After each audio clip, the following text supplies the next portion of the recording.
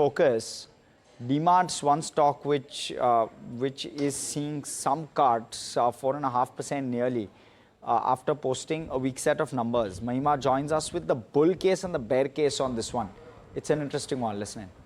Right. So, let's take a look as to what is working and what is not working for DMart.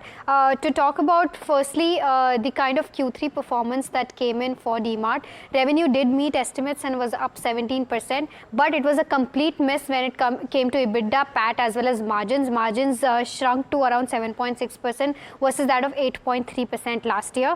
In terms of the stores added, well, they opened 10 new stores this particular quarter and over 22 stores in 9 months FY25, but the EBITDA growth lags revenue growth, and this is 9 out of the past 10 quarters. Moving on to the kind of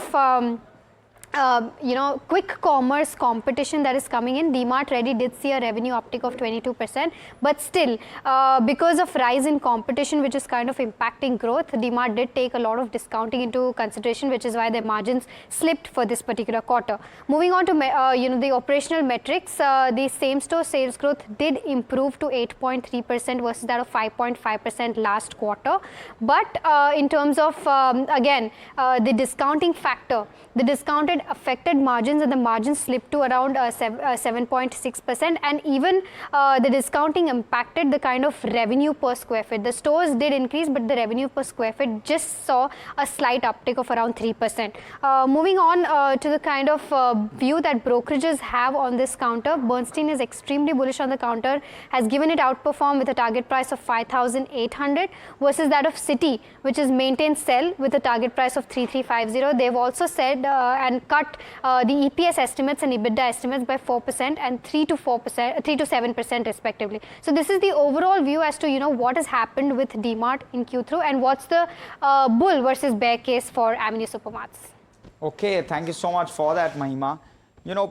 Interesting take with regard to how Avenue's numbers have come through, such a mixed kind of a take. You have various views coming through. Siddharth, your take with regard to DMart's numbers and where you see it headed from here?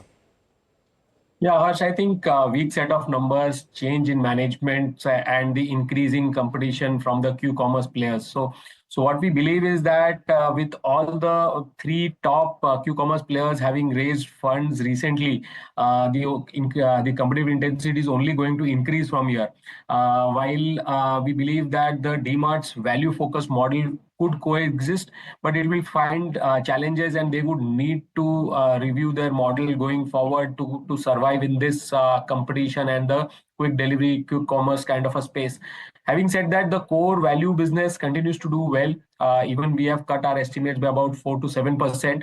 I think it's better to stay neutral right now on the name right now and wait for clarity to emerge after the new CEO takes over and what kind of strategy they take going forward. But till that time, I think the stock could languish for a while. Okay.